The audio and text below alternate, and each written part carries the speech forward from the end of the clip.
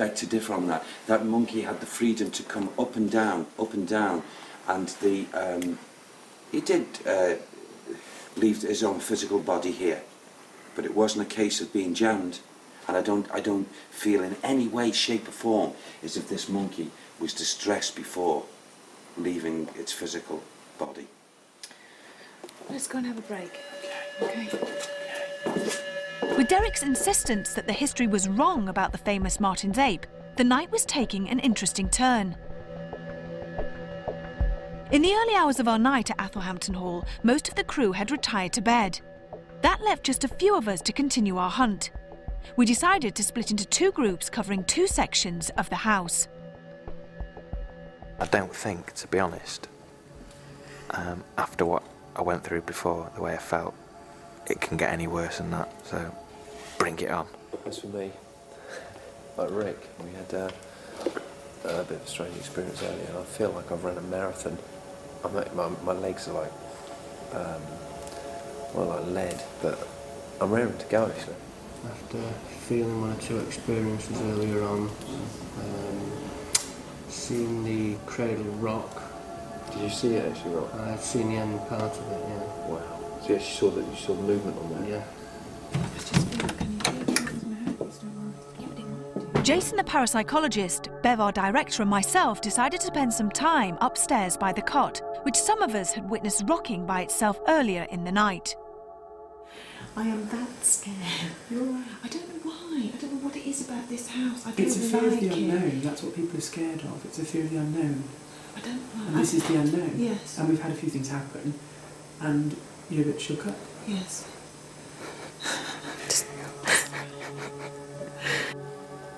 Jason decided to enter the chapel on his own.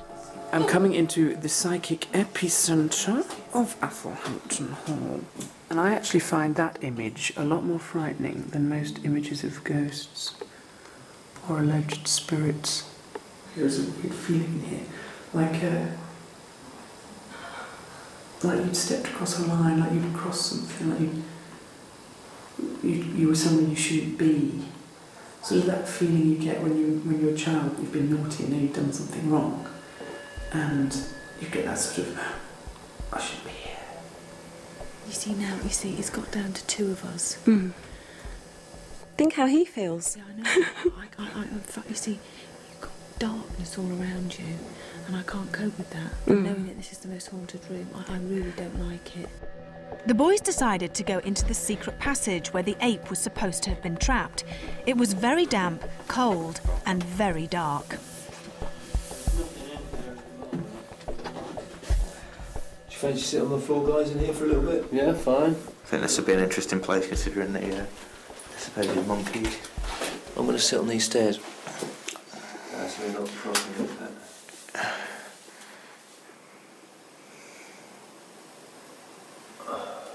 Please try to show yourself to us if you can.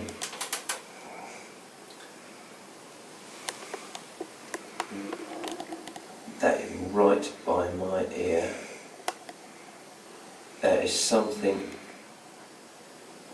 golden. There is something breathing on my ear. If you're behind there, try and show yourself. There is something definitely breathing on my ear. I don't mind. I don't feel threatened.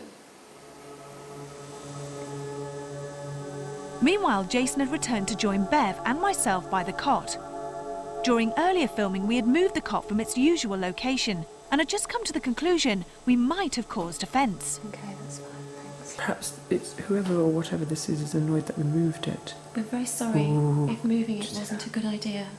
Another spark. We shouldn't have moved it. If we're right in the assumption that we shouldn't have moved the cot here, and that you're displeased or upset that we've moved it for whatever reason, give us another sign with a flashing orb. Yeah. Yes, did you see that? Yes, I did. Thank you. So we shouldn't have moved the cot. I'm sorry that we moved the I am. I'm sorry. Yes, we'll We'll put put it it back. I think we should put it back soon. Yes. Well, I've just had a very sort of strange experience anyway. Jason's probably going to totally disagree with what I'm about to say, but I think we sort of struck up a kind of strange conversation with an energy around the cot. We were asking various questions such as, you didn't like us moving the cot, you know, show us a light if you didn't, and a light would suddenly flash. So what we're going to do is put the cot back into the state bedroom. Do you think I'm mad, Jason? No, I mean, I'm not saying I agree with what your sort of interpretation of the experience was, but watching the screen there and talking and me talking as well, not just you, there did seem to be some kind of interaction between the things we were seeing on screen and us. What that was, who knows? Downstairs in the secret passage, Carl had definitely felt someone or something breathing in his ear. Was it the ghostly monkey? Nicely done, no. And on. It's all around here. I mean, if you come here now and just feel my ear, just feel how cold this ear is. Doesn't it feel like red to you? It's freezing. And that's just Let me feel the other ear. What's that like? That's nothing like the other one. The other one's ice cold. This is like a constant.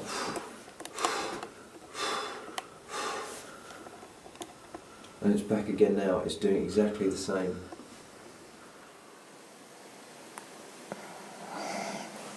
Well, that's a first for me. There's something still very cold on the back of my neck.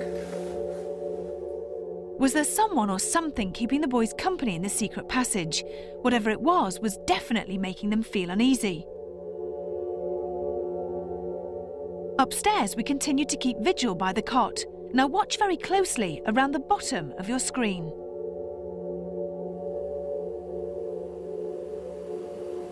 What if it moved on its own? I'd be, well, quite excited if it did. I've never actually seen an object move of its own accord. I've heard things moving, but I've never actually seen something with my own eyes moving. I've seen it on video. Wow! Now that, did you see the way that flickered as it came out? Because dust just moves erratically, it doesn't move in straight lines. Now those are impressive.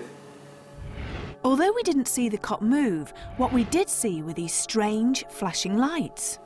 Have you ever seen anything like this before? No, I've seen what are termed orbs. They're the small round sort of globe type ones. But these ones, these flashing ones, are something new to me. I've never seen that before. Never. What are orbs anyway? Orbs are believed to be, by psychics and spiritual people, part of a ghost manifestation, the beginning stage of a ghost actually taking a human form, an apparition if you like. What we know of them scientifically is that we can't explain them, and that's all we know. Oh my gosh, look at that! Did you see that? I did, yeah. The reason that I'm particularly interested in that is because, as we said, we've had activity in that particular area in this room earlier on tonight. We all heard, or some of us heard, the cot rocking. I heard it rocking, and that was the weirdest thing I've ever heard. And then to see those sparkly lights.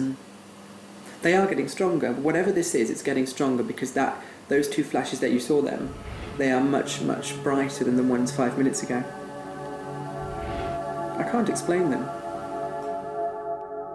Our first night in a haunted house had come to an end.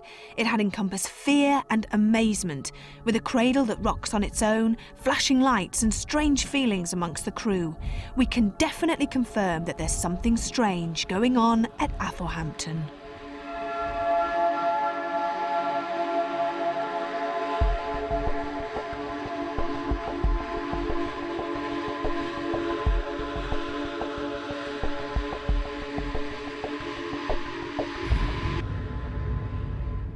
Well, over the last 10 years, I've taken part in hundreds, literally, of investigations of alleged supernatural or paranormal events, and most of the time, nothing happens at all. That dog was obviously seeing something strange. It was looking at something very intently, and when I moved my hand in front of its vision, it was straining to watch whatever it was looking at.